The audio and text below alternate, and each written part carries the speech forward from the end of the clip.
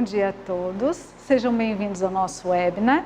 Eu sou a Vanessa, sou gerente de produtos na Tecnal há aproximadamente 10 anos e responsável por alguns equipamentos importados na área de alimentos, incluindo esse do qual nós vamos conversar um pouquinho hoje, que é o analisador de atividade de água. Falando um pouquinho sobre a Tecnal e a parceria com a Novazina, que é a empresa responsável pelos fabricantes dos equipamentos de atividade de água. A Tecnal está no mercado há aproximadamente 42 anos. Ela fabrica hoje 140 equipamentos e há mais ou menos 10 anos atrás resolveu trazer, para melhorar ainda mais o portfólio dos nossos produtos, resolveu trazer alguns produtos importados de novas tecnologias. E um deles foi o analisador de atividade de água da marca Novazina, uma marca suíça. Então vamos começar a entender um pouquinho do que se trata essa tecnologia. O que é exatamente a atividade de água? A atividade de água é a quantia de água livre ou disponível em um produto.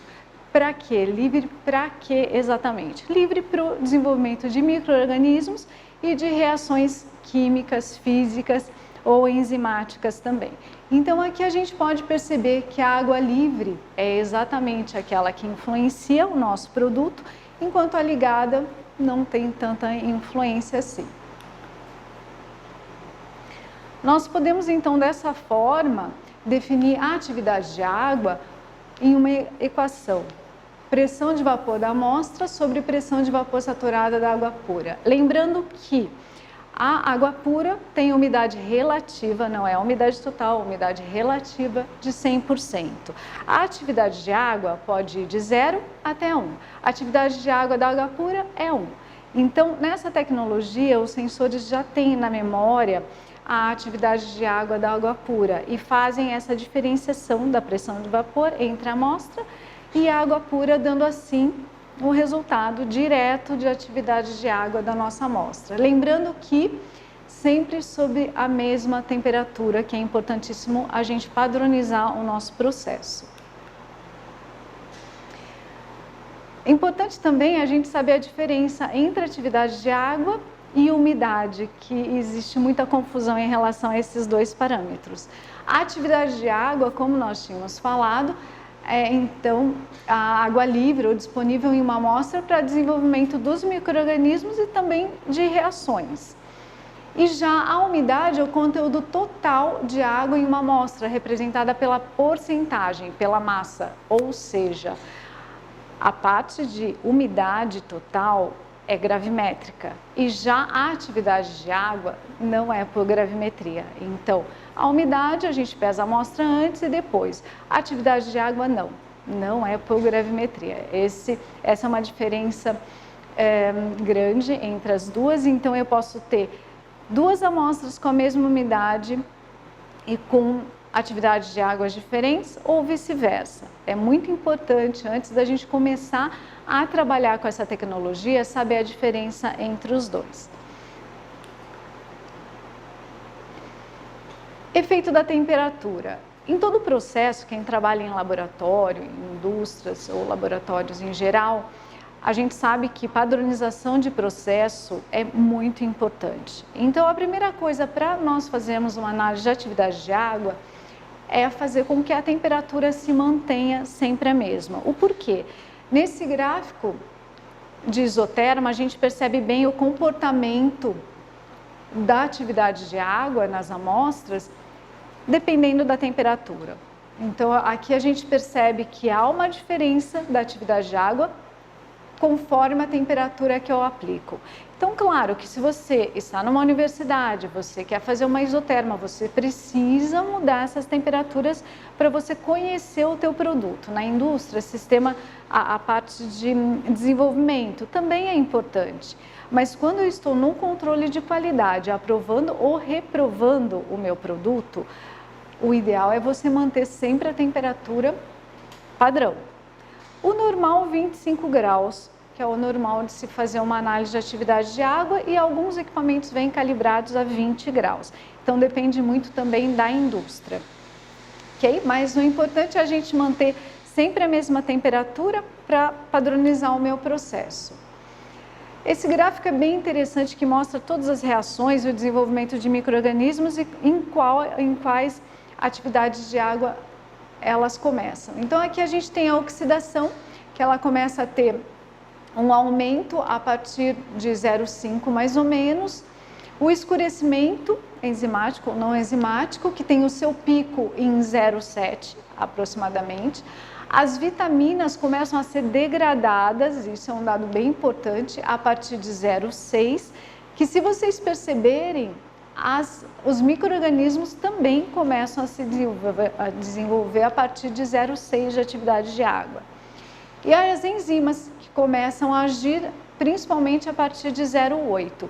Então, aqui a gente pode perceber que muitas das reações e a questão microbiológica começa a se desenvolver mais a 0,6. A gente vai ver nos próximos slides que o 0,6 é um ponto crítico de controle para a maioria das indústrias. Okay? Então, o que afeta todas essas oxidações, reações e desenvolvimento de micro-organismos? A estabilidade microbiológica, o shelf life, e estabilidade química e física do meu produto.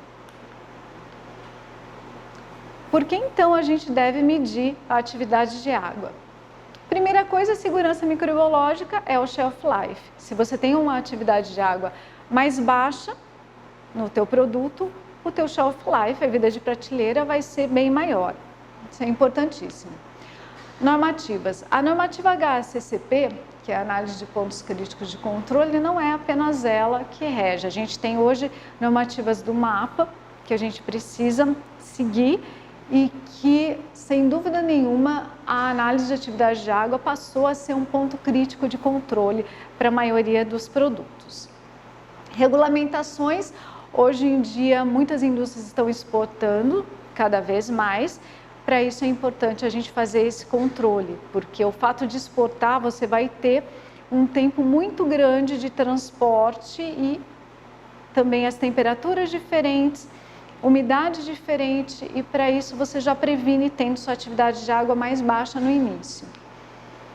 E o controle das reações químicas e alterações físicas, não só a parte microbiológica importa, a gente tem a questão de mudanças de textura, mudanças de cor, então tudo isso interfere sim na aprovação do produto pelo seu cliente. Então, para isso, a atividade de água também, a crocância do teu produto também vai ser alterado pela atividade de água. Aqui a gente tem um gráfico muito importante e a gente vai começar pelos alimentos de maior grau de atividade de água. Então, a atividade de água, como nós comentamos, vai de 0 a 1.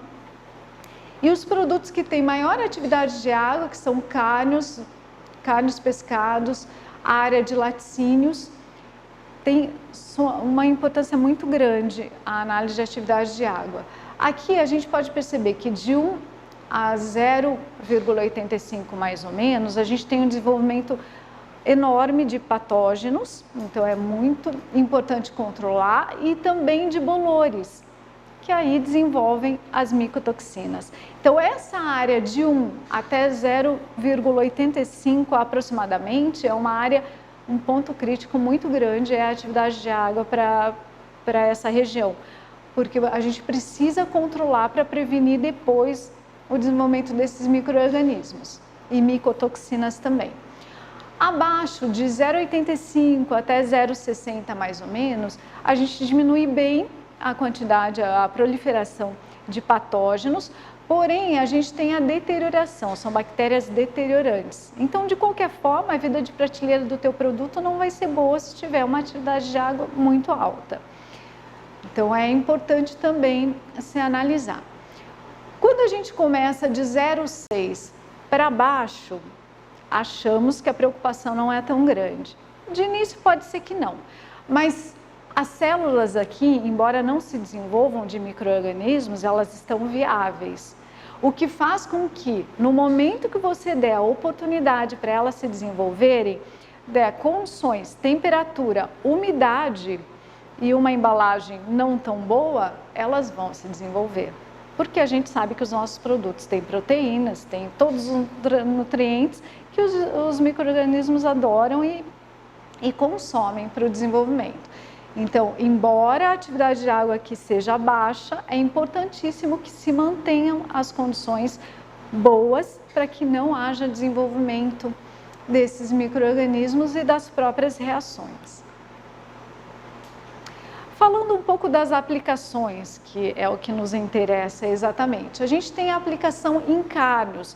Como nós tínhamos comentado antes, a atividade de água de carnes é muito alta. Então, chega a 0,995, mais ou menos. Isso é altíssimo. O controle tem que ser muito bom. E aqui nós temos algumas sugestões. Claro que cada indústria tem o seu parâmetro, tem o seu controle, mas a gente tem algumas sugestões para que essa atividade de água se mantenha mais baixa, como a adição de sal, a própria secagem, cuidado com a secagem, porque ela muda um pouco a sua textura, ela pode mudar o sabor e pode mudar a cor. Então, ela tem que ser controlada com a atividade de água e também com a umidade para que você tenha um produto adequado. Defumação, cura, salga e enlatamento. Então, como eu falei, cada indústria tem o seu parâmetro, cada indústria tem o seu processo, mas são sugestões. Área de laticínios, nós vimos que também eles estão naquele patamar muito próximo de atividade de água 1, então da mesma forma a gente tem que fazer esse controle, principalmente porque nós temos o desenvolvimento de clostridiums.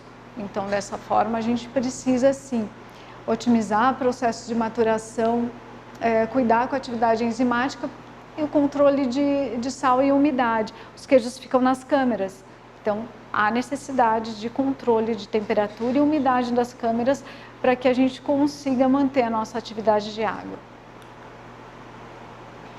Área de panificação. É interessante que a maioria das pessoas acham que a área de panificação, pelo fato de ser mais baixa a atividade de água, às vezes 0,5, 0,6, não há tanta necessidade de controle. Porém, a gente tem produtos com vários ingredientes. Um exemplo é o panetone. Panetone tem as frutinhas secas. Essas frutas têm uma atividade de água muito alta. Automaticamente ela vai migrar, essa atividade de água migra para a massa, fazendo com que o produto em seu todo acabe aumentando a atividade de água e ocorrendo ou bolores, ou então mesmo o desenvolvimento de micro-organismos nele. Então é importantíssimo a gente evitar o escurecimento e degradação dos ingredientes, principalmente em alimentos funcionais, muita proteína, quantidade de aminoácidos muito alta, desenvolvem mais micro-organismos. Evitar modificações de textura, propriedades físicas, perda de cor, aroma. Então, para tudo isso é importante a gente controlar a atividade de água, mesmo que esteja abaixo de 6, mas pelo menos mantê-la durante todo o shelf life nessa atividade de água mais baixa. Da mesma forma, com os doces, balas e chocolates, nós temos os recheios, nós temos as coberturas, nós temos os glacês e tudo isso migra. A atividade de água desses produtos, que é alta, acaba migrando para o meu produto em si. E todo esse conjunto faz com que a atividade de água seja alta e acabe proliferando ou mofo ou então alguma bactéria no meu produto. Então, cuidar bastante com as coberturas e ingredientes à base aquosa, porque o desenvolvimento de reações e de micro-organismos vai ser grande. Área de pet foods. Hoje a gente sabe que está aumentando muito o número de indústrias, né? A produção é gigante de pet food. E esses produtos, eles têm uma quantidade muito grande de nutrientes e a validade deles é grande. O shelf life deles é de aproximadamente 6 meses a 1 ano. Então, a necessidade de se controlar a atividade de água é muito grande.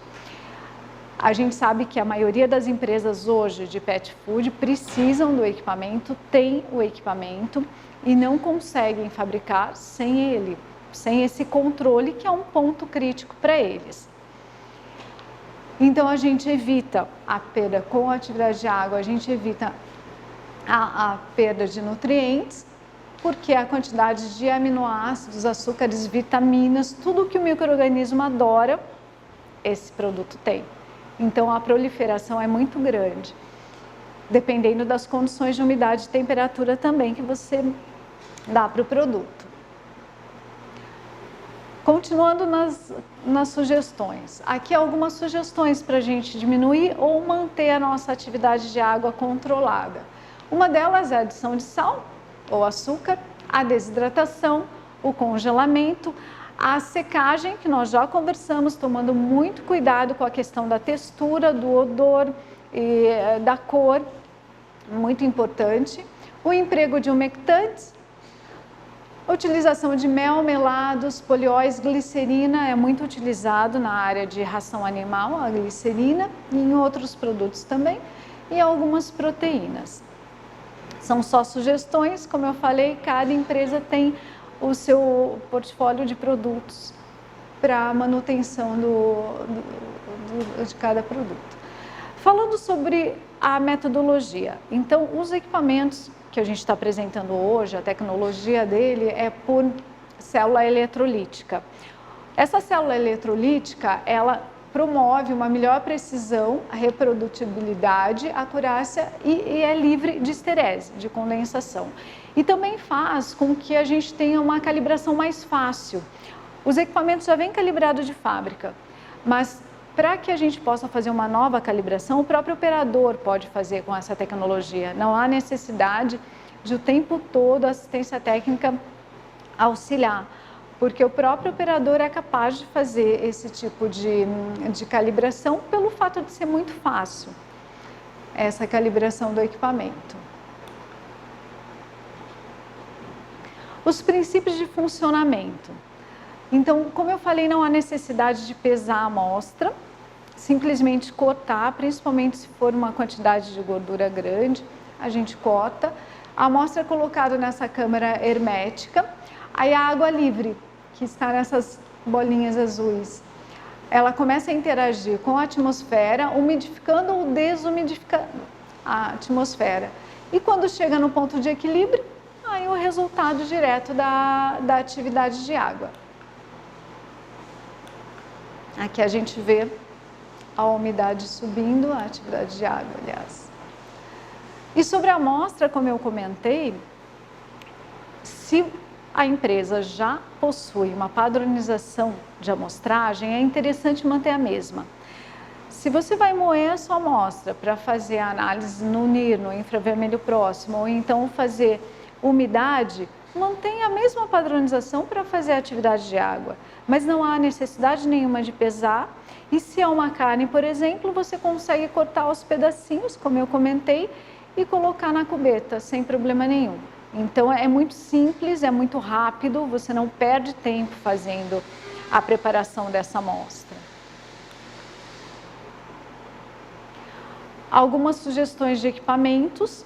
Existem equipamentos sem controle de temperatura. Como eu disse, a maioria dos equipamentos vem calibrados a 25 graus. Então, os equipamentos que não possuem controle interno de temperatura, eles precisam obrigatoriamente serem mantidos em ambientes, laboratórios ou salas com temperatura próxima a 25 graus, que é a temperatura da calibração dele. E assim eles vão funcionar sem problema nenhum. Existem equipamentos com um semi-controle de temperatura. Salas que têm ar-condicionado, por exemplo, esses equipamentos conseguem, sem problema nenhum, trabalhar de temperaturas baixas até os 25 graus. Só não podem ir acima, mas até 25 graus conseguem. Então, esse seria um semi-controle de temperatura. Existem os modelos com controle total de temperatura interna. Então, independentemente da temperatura da sua sala, do seu laboratório, você vai conseguir trabalhar com ele sem problema nenhum, porque ele tem esse controle interno e ele vai estabilizar a 25 graus ou a 20 graus no caso de algumas empresas que precisam. Esses equipamentos com controle total, eles são com quatro dígitos após a vírgula, então eles dão uma precisão melhor. Além do controle, ainda tem a questão dessa precisão dos 4 dígitos. Os demais são com 3 dígitos. mas sua utilização é muito fácil da mesma forma e, claro, depende de cada produto. Se você tem um produto mais seco, esses vão lhe auxiliar sem problema nenhum. Os produtos com uma atividade de água muito alta, a gente sempre indica uma precisão melhor, principalmente para cárneos, que seria o com controle total de temperatura. Falando sobre a normativa, nós tínhamos comentado anteriormente, voltando a ela. Então, existe hoje a normativa do Ministério da Agricultura, Pecuária e Abastecimento para todos os alimentos, a área de alimentos de origem animal. É a normativa número 30, de junho passado. E essa normativa cita a ISO 21807.